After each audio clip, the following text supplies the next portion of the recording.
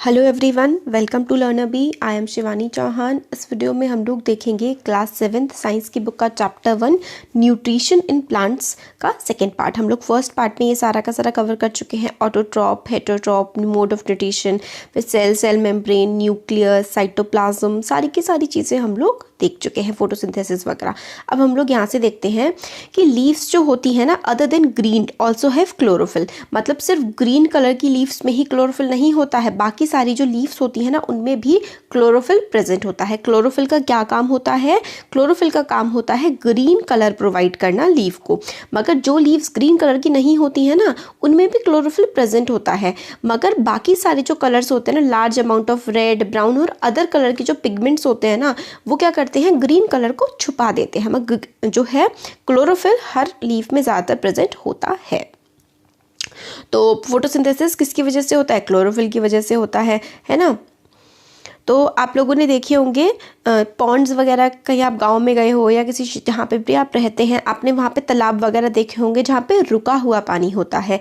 Stagnant का मतलब होता है रुका हुआ। तो जहाँ पर जिन वाटर बॉडीज़ का मतलब हो गया जैसे कि जिस भी चीज़ में पानी है, नेचुरल चीज़ में, जैसे कि लेक हो गया, पॉन्ड हो गया, है ना।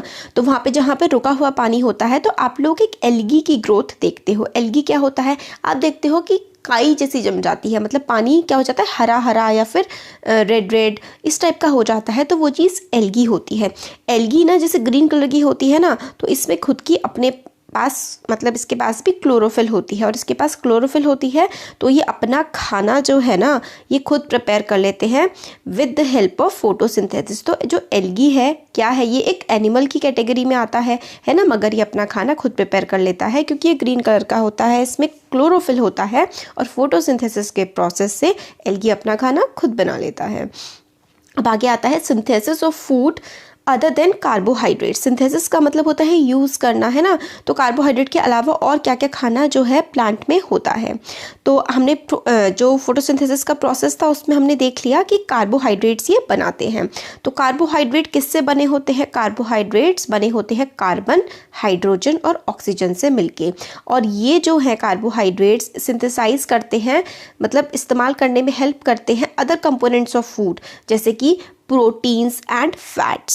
But proteins are nitrogenous substances which contain nitrogen. जो प्रोटीन, ये चीज़ ना बहुत इंपॉर्टेंट है कि जो प्रोटीन होता है ना उसमें क्या होता है? उसमें नाइट्रोजन होती है।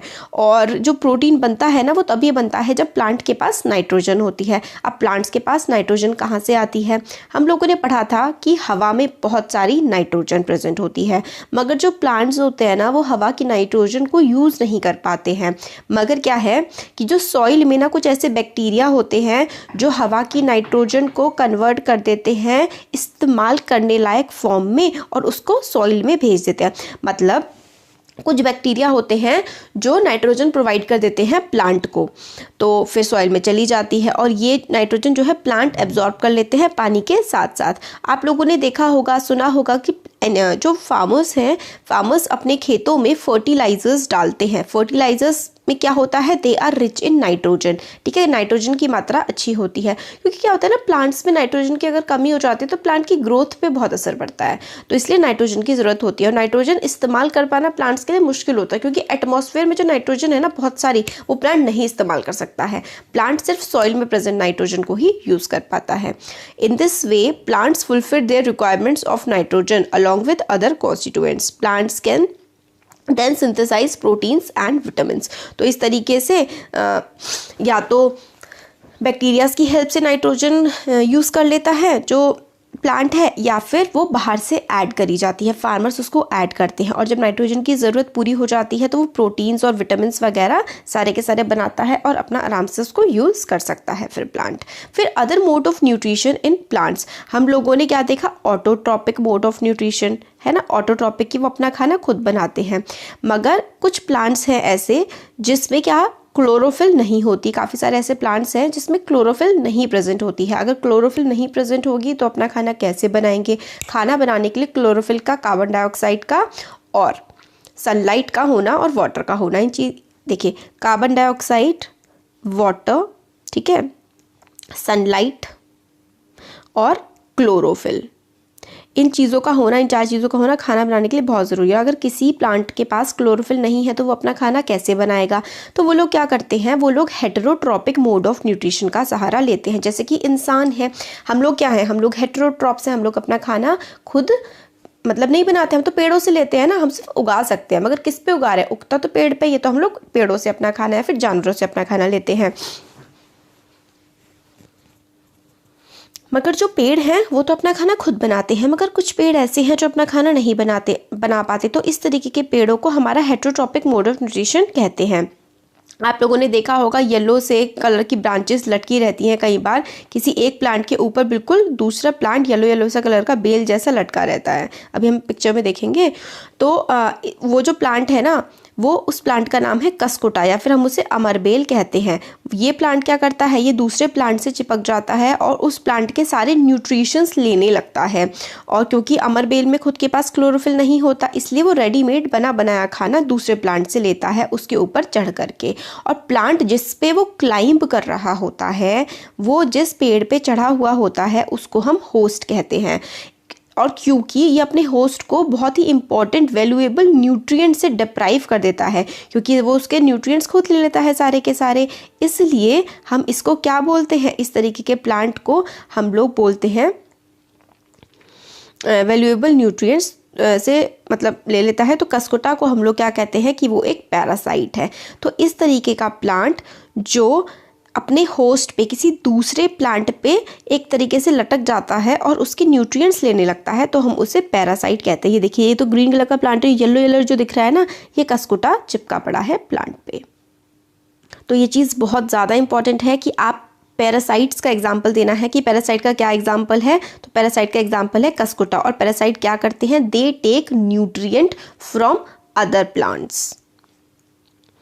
फिर आगे आता है, आप लोगों ने सुना होगा ऐसे प्लांट्स के बारे में जो एनिमल्स खाते हैं। ऐसे प्लांट्स के बारे में क्या आपने सुना है कि कुछ ऐसे पेड़ होते हैं जो दूसरे जानवरों को खाते हैं। तो इस तरीके के पेड़ जो होते हैं वो भले ही उसमें ग्रीन कलर हो, मगर उनकी सारी की सारी न्यूट्रिशनल रिक्वायरमेंट्स पूरी नहीं होती हैं, इसलिए वो दूसरे जानवरों को, मेनली कीड़े मकोड़ों को खाते हैं। तो इसका एग्जाम्पल है पिक्चर प्लांट, क्योंकि वो पिक्चर जैसा दिखता है, घड़े जैसा दिखता है, जग जैसा दिखता है, इसलिए उसको पिक्चर प्लांट बोलते हैं। ये देखिए, ये पिक्चर में हमें दिखा रखा है, ये है पिक्चर प्लांट। ये अपना खाना वैसे थोड़ा बहुत तो बना लेता है, बट क्या करता है, इसकी न्यूट्रिएंट्स रिक्वायरमेंट पूरी नहीं होती ना। तो ये देखिए, ऐसे जग जैसा होता है इसका मुंह, ठीक है, ये ऐसा करके होता है। वैसे तो इसके ऊपर ना लिड होती है, लिड का मतलब होता है कोई भी ढकने की चीज़, तो ये ढका रहता है। बट जैसे ही इंसेक्ट आता है ना इसके पास, इनके पास कोई कीड़ा आता है, ये अपनी लिड खोलता है, अपना मुंह खोलता है और कीड़े को अपने अंदर ले लेता है और अपना मुंह फिर बंद कर लेता है। फिर क्या करता है ये, फिर उस कीड़े में से जो है न्यूट्रिएंट्स वगैरह ये सारे के सारे निकाल लेता है, अपने अंदर ले लेता है। फिर इंसेक्ट पिक्चर प्लांट में जब आ जाता है, ट्रैप कर लेता है। इसके अंदर ना कुछ बाल बाल बाल बाल जैसे होते हैं, तो उसके अंदर कीड़ा वगैरह इंसेक्ट जो भी होता है वो फंस जाता है। फिर अपनी लिड क्लोज कर देता है और इंसेक्ट उसमें फंसा रह जाता है। फिर इंसेक्ट में से डाइजेस्टिव जूसेस जो है वो निकाल लेता है और अपना उसको खा लेता है। तो इंसेक्ट ईटिंग प्लांट को हम लोग इंसेक्टिवोरस प्लांट कहते हैं। तो एग्जाम्पल क्या हो गया इंसेक्टिवोरस प्लांट का। तो इंसेक्टिवोरस प्लांट जो है ना, वो क्या हो गया हमारा पिक्चर प्लांट, ये इंसेक्ट खाता है, ठीक है।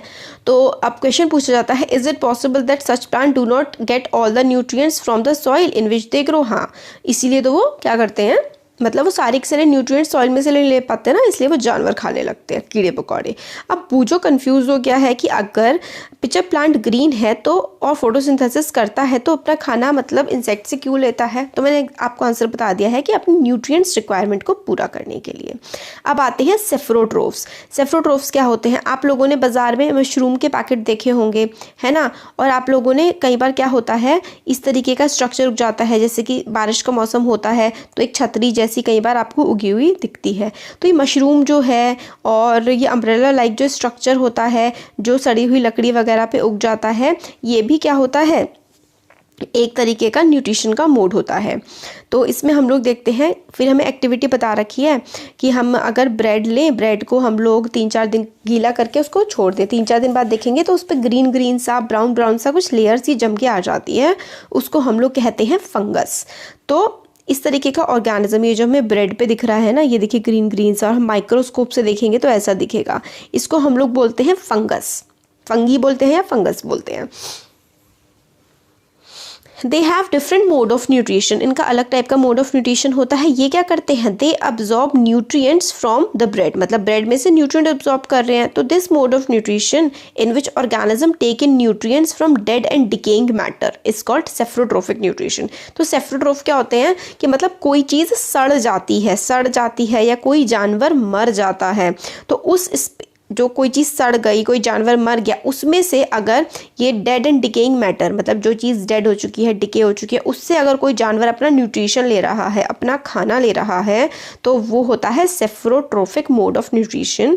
और इस तरीके के ऑर्गेनिजम्स को, such organisms with saprotrophic mode of nutrition are called saprotrophs. और इस तरीके के ऑर्गेनिजम्स जो दूसरों से खाना लेते हैं, इस तरीके के ऑर्गेनिजम्स को हम लोग सेफ्रोट्रोफ्स बोलते हैं।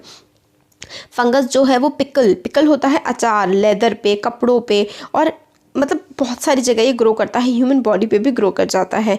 तो हॉट और ह्यूमिड वेदर होना चाहिए इसके लिए, मतलब गर्मी होनी चाहिए, और ह्यूमिड का मतलब होता है नमी होनी चाहिए काफ़ी लंबे समय तक। इसलिए क्या होता है, बरसात के मौसम में चीज़ें बहुत ज़्यादा ख़राब हो जाती हैं।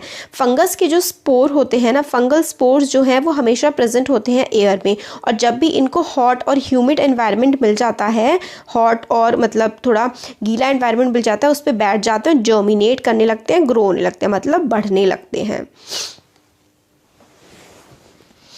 तो आप खुद को कैसे बचा सकते हैं इससे, तो भाई नमी नहीं बढ़ने दीजिए, और कोई चीज़ गर्म नहीं ना रखें बहुत ज़्यादा, और उसमें मतलब गर्म हो तो उसमें नमी ना हो, अगर नमी नहीं होगी तो फंगस ग्रो नहीं करेगी।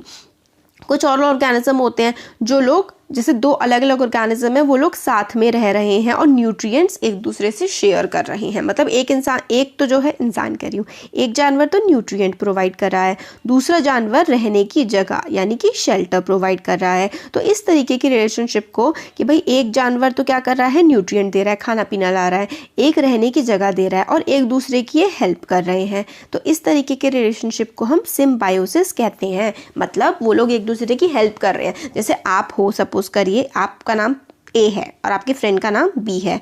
आप जो है, आप क्या कर रहे हैं, आप खाना ला रहे हैं, और आपका फ्रेंड जो है वो रहने की जगह दे रहा है। तो आप दोनों मिल बांट करके काम कर रहे हैं ना। तो यही जो प्रोसेस होता है, ये सिम्बायोसिस का प्रोसेस होता है। एग्जाम्पल के लिए, कुछ fungi live inside roots of plant. कुछ फंगीज जो होते हैं वो प्लांट की रूट में रहते हैं, और प्लांट जो है उनको न्यूट्रिशन प्रोवाइड करता है।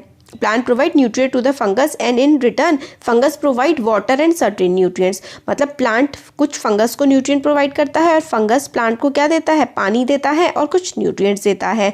कुछ ऑर्गेनिजम्स जिनको हम लाइकेंस बोलते हैं, अ chlorophyll containing partner which is an algae. मतलब एक क्या होता है, एक होता है अलगा, ये है सिम्बायोसिस का एग्जाम्पल है। एक अलगा होता है और दूसरा क्या होता है, फंगस। एक अलगा होता है, एक फंगस होता है, ये दोनों साथ में रहते हैं। तो फंगस क्या करता है, शेल्टर देता है, रहने की जगह देता है, पानी देता है और मिनरल्स देता है अलगा को। फंगस जो है क्या देता है, शेल्टर देता है, वाटर देता है, मिनरल्स देता है, और इन रिटर्न में algae prepare and provide food to the fungus. तो ये फंगस क्या दे रहा है, फंगस रहने की जगह और पानी मिनरल दे रहा है ना। और अलगा क्या दे रहा है, अलगा दे रहा है उसको खाना, पका पकाया खाना दे रहा है। तो fungi and algae, algae and fungi, ये भी क्या है, एक सिम्बायोसिस का टाइप है। तो ये भी आप लिख सकते हैं। आगे आता है, how nutrients are replenished in the soil. Replenished in the soil का मतलब होता है कि किस तरीके से जो न्यूट्रिएंट्स हैं वो सॉइल में दोबारा से बनते हैं। आप लोगों ने देखा होगा कि फार्मर्स मैन्योर्स, मतलब खाद फर्टिलाइजर्स वगैरह फील्ड्स में डाल रहे हैं। जो गार्डनिंग करते हैं, जो पेड़ लगाते हैं, वो लोग भी अपने खेतों में जो है खाद वगैरह डालते हैं। तो वो क्यों डालते हैं, क्योंकि क्या होता है ना, न्यूट्रिएंट्स की, मिनरल्स की कई बार कमी हो जाती है। उस कमी को पूरा करने के लिए ऐसा किया जाता है।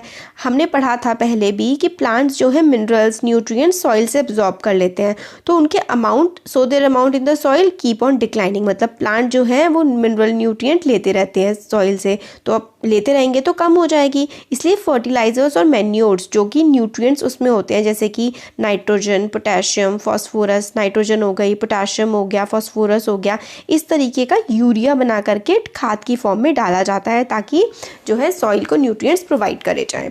मगर क्या है ना कि यूजुअली जो क्रॉप्स है ना, वो काफ़ी सारी नाइट्रोजन जो है वो absorb a lot of nitrogen and the soil becomes deficient in nitrogen. Crops बहुत ज़्यादा नाइट्रोजन भी ले लेती हैं और सॉइल में नाइट्रोजन की कमी हो जाती है। वैसे तो हवा में प्लेंटी है, मतलब बहुत सारी नाइट्रोजन है, मगर हमने पहले भी देखा था कि प्लांट्स नाइट्रोजन हवा वाली यूज़ नहीं कर पाते हैं। कार्बन डाइऑक्साइड तो कर लेते हैं मगर हवा की नाइट्रोजन नहीं कर पाते, वो सॉइल में से ही नाइट्रोजन ले पाते हैं। इसलिए कुछ बैक्टीरिया होते हैं जैसे कि राइजोबियम बैक्टीरिया, वो एटमॉस्फेयर में से, मतलब बैक्टीरिया लेते हैं एटमॉस्फेयर से नाइट्रोजन, सॉइल में पहुंचाते हैं और सॉइल से कौन ले लेता है, प्लांट ले लेते हैं।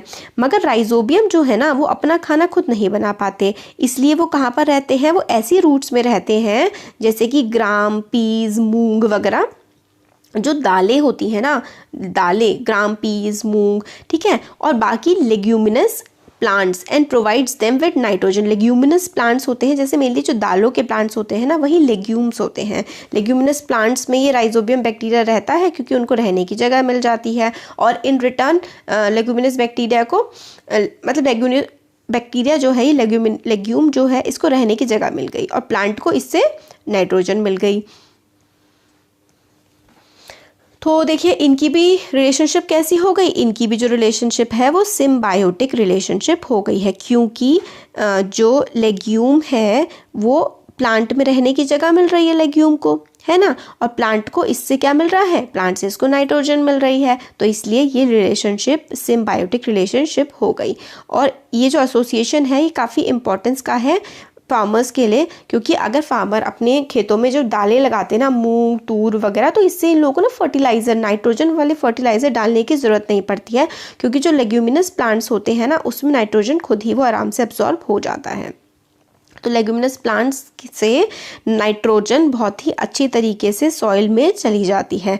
तो इस चैप्टर में हम लोगों ने क्या क्या पढ़ा, इस चैप्टर में हम लोगों ने ऑटोट्रॉप्स के बारे में पढ़ा, मतलब जो अपना खाना खुद बनाते हैं। कुछ प्लांट्स जो कि पैरासाइट होते हैं और सेफ्रोट्रोफ होते हैं। पैरासाइट्स हम लोगों ने क्या देखा था कि जो जैसे कि कसकुटा हो गया, कसकुटा क्या करता है, दूसरे के उस पर प्लांट पे दूसरे पे चिपक जाता है और उससे न्यूट्रिएंट लेने लगता है। सेफ्रोट्रोफ्स जो होते हैं वो डेड एंड डिकेइंग, मतलब डेड जो प्लांट हो चुका होता है उसमें से डेड एंड डिकेइंग प्लांट या फिर एनिमल उससे अपना न्यूट्रिएंट लेते हैं, जैसे कि हमारा एग्जांपल हो गया फंगस, ब्रेड पे लग जाता है ना। They derive nutrition from other animals. All animals are categorised as heterotroph. सारे के सारे एनिमल्स जो होते हैं वो हेटेरोट्रोप्स होते हैं, है ना। क्या कुछ प्लांट भी हेटेरोट्रोप्स हो सकते हैं, तो हम लोगों ने देखा था पिचर प्लांट जो है वो कीड़े खाता है, तो वो पार्शियली हेटेरोट्रोप है। तो हम लोगों ने पूरा आप इसका चैप्टर देख लिया है। कैसा लगा वीडियो ज़रूर बताइएगा, अच्छा लगा तो लाइक करिए, चैनल को सब्सक्राइब करिए, फ्रेंड्स के साथ भी शेयर करिए। Thank you.